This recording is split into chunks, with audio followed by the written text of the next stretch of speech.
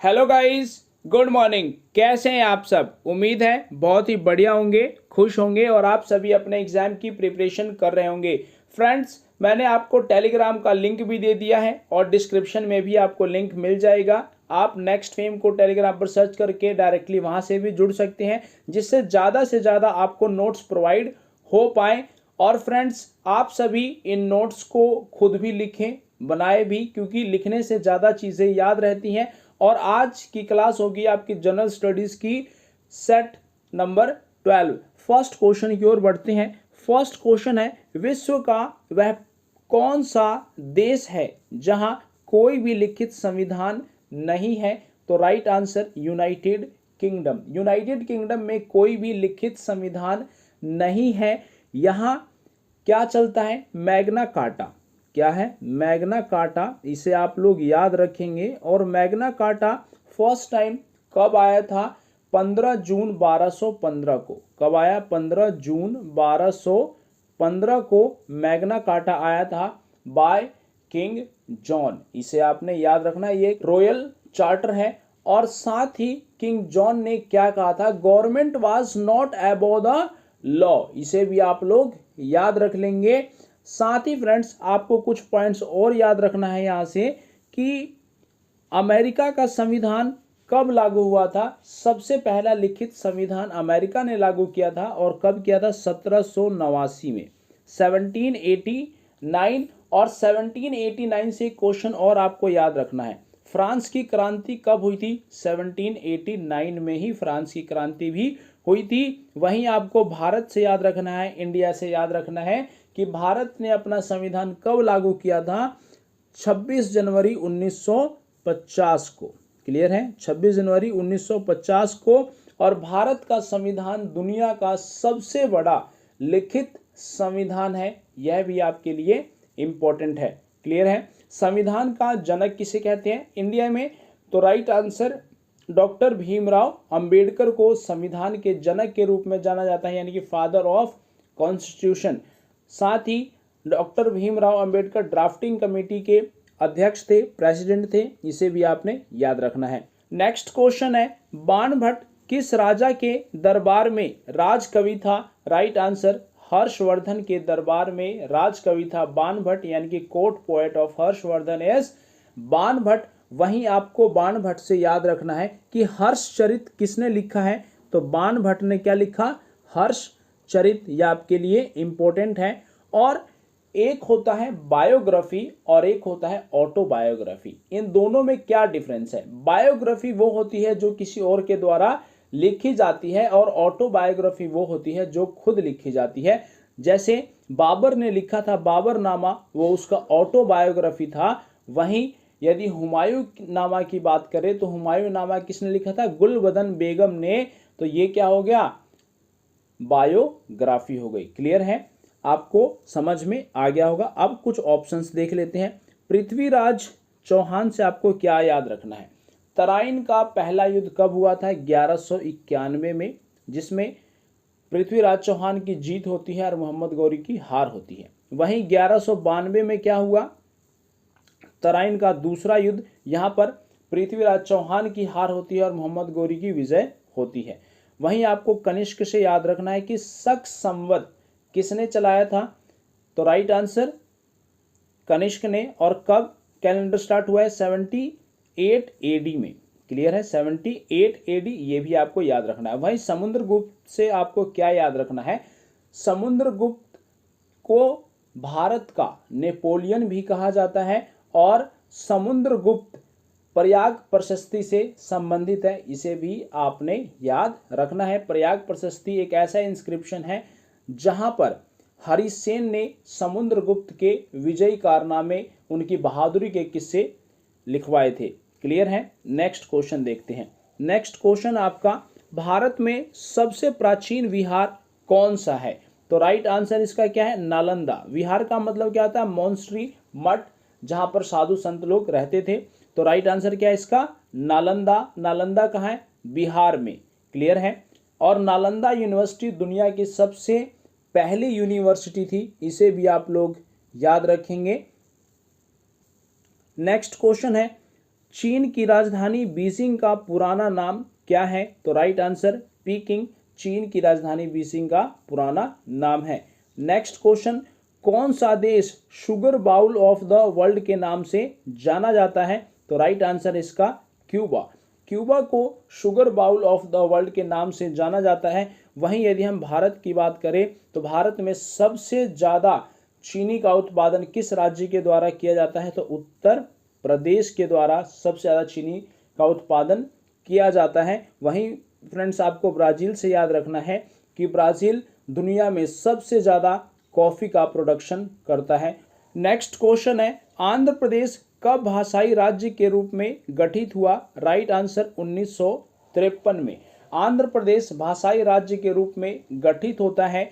और किस भाषा के आधार पर हुआ? यहाँ के लोग तेलुगु बोलते थे तो वो बना राज्य आंध्र प्रदेश, और जो मद्रास बनता है वहाँ के लोग तमिल बोलते थे, वो मद्रास बन जाता है। और इसके लिए आंदोलन में सक्रिय रूप से भूमिका किसने निभाई थी? तो पोट्टी श्री रामुलू ने। इसे आपने याद रखना, एग्जाम में क्वेश्चन आएगा पोट्टी श्री रामुलू का संबंध किस राज्य की आंदोलन से है? तो आंध्र प्रदेश से होगा। क्लियर है, इसे आपने याद रखना है। वहीं स्टेट रीऑर्गेनाइजेशन एक्ट कब आया था? 1956 में। इसे भी आप लोग याद रख लेना, स्टेट रीऑर्गेनाइजेशन एक्ट आया था 1956 में।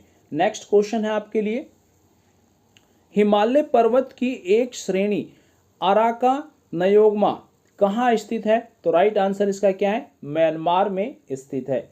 नेक्स्ट क्वेश्चन की ओर बढ़ते हैं, किस हिमालय की चोटी को सागर माथा कहते हैं? तो राइट आंसर माउंट एवरेस्ट की चोटी को सागर माथा कहते हैं इन नेपाल। इसे आप याद रखेंगे, नेपाल में क्या बोलते हैं इसको? सागर माथा। वहीं तिब्बत में क्या बोला जाता है?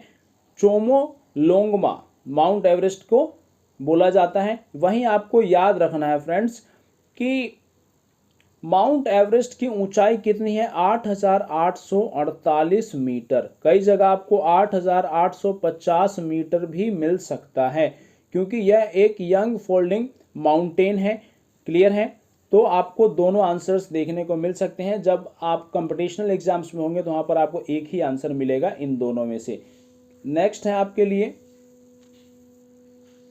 गुप्त साम्राज्य की स्थापना किसने की थी? तो राइट आंसर श्री गुप्त ने गुप्त साम्राज्य की स्थापना की। अब यहाँ पर कई ऐसे कैंडिडेट्स होंगे जिनको डाउट होगा, वो आंसर किसको टिक कर देंगे? चंद्रगुप्त को टिक करके चले आएंगे, बट वो आंसर गलत हो जाएगा। चंद्रगुप्त मौर्य ने मौर्य वंश की स्थापना की थी, वहीं श्रीगुप्त ने गुप्त वंश की स्थापना की। इसे याद रखेंगे। और समुद्रगुप्त को भारत का नेपोलियन कहा जाता है, इसे भी आपने याद रखना है। वहीं कुमार गुप्त से आपको क्या याद रखना है कि नालंदा यूनिवर्सिटी किसने बनवाई थी? कुमार गुप्त ने नालंदा यूनिवर्सिटी बनाई थी। नेक्स्ट क्वेश्चन है, ज्योग्राफी शब्द का पहली बार प्रयोग किसके द्वारा किया गया था? राइट आंसर इराटोस्थनीज के द्वारा ज्योग्राफी शब्द का पहली बार प्रयोग किया गया। और इराटोस्थनीज को ज्योग्राफी के फादर के रूप में भी जाना जाता है। इन्होंने पहली बार पृथ्वी की परिधि भी मापी थी, यानी कि उसका सरकमफ्रेंस भी मेजर किया था। किसने? इराटोस्थनीज ने। इसे भी आप याद रखेंगे। नेक्स्ट क्वेश्चन की ओर बढ़ते हैं। नेक्स्ट क्वेश्चन है, भारत का वह पहला राजा कौन सा था जिसने हिंद महासागर में अपना सैनिक स्वामित्व स्थापित किया था? तो राइट आंसर राजराजा प्रथम ने अपना स्वामित्व कहाँ स्थापित किया था? हिंद महासागर में। और इन्होंने श्रीलंका मालदीव पर भी विजय प्राप्त कर रखी थी। इन्होंने नौसैन्य अभियान की शुरुआत भी की थी। इसे भी आप लोग याद रखेंगे। नेक्स्ट क्वेश्चन है, गुप्त काल का प्रसिद्ध विश्वविद्यालय कौन सा है? तो राइट आंसर नालंदा विश्वविद्यालय गुप्त काल का प्रसिद्ध विश्वविद्यालय है। और नालंदा विश्वविद्यालय को किसने बनवाया था? कुमार गुप्त ने। किसने बनवाया? कुमार गुप्त ने नालंदा यूनिवर्सिटी बनाई थी। नालंदा यूनिवर्सिटी दुनिया की सबसे पहली यूनिवर्सिटी है जो कि बिहार में है। क्लियर है। नेक्स्ट क्वेश्चन है, वैदिक युग की सभ्यता के बारे में किस वेद से पता चलता है? तो राइट आंसर ऋग्वेद से पता चलता है वैदिक युग की सभ्यता का।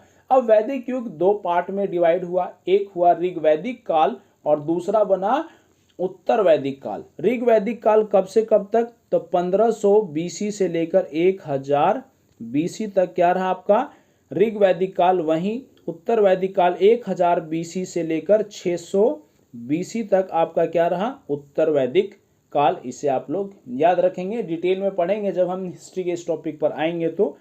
नेक्स्ट क्वेश्चन है, प्राचीन समय में अवंतिका को किस नाम से जानते थे, तो राइट आंसर उज्जैन। प्राचीन समय में अवंतिका किसका नाम था, उज्जैन का, यह आप याद रखेंगे।